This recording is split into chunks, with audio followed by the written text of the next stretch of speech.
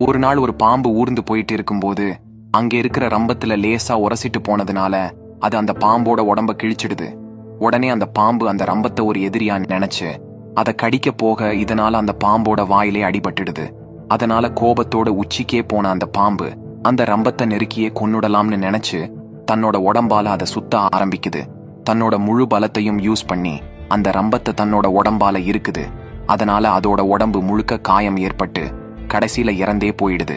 அந்த முதல் காயம் ஏற்பட்டப்பவே அந்த பாம்பு ஒதுங்கி போய் இருந்தா குறைஞ்சது இப்போ அது உயிரோடவாது இருந்திருக்கும். இந்த கதையோட மாரல் என்னன்னா, நமக்கு சின்னதா ஒரு தப்பு செஞ்சவங்க மேல கட்டுப்படுத்த முடியாத அளவுக்கு கோவப்படும் போது பாதிப்பு அவங்கள விட நமக்கு தான் அதிகமா இருக்கும்.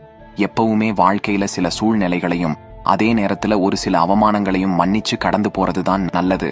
அதுக்கு பதிலா அங்க நம்ம கோவத்தை காட்டும்போது அது நம்ம வாழ்க்கையில தீர்க்க முடியாத பல பிரச்சனைகளையும்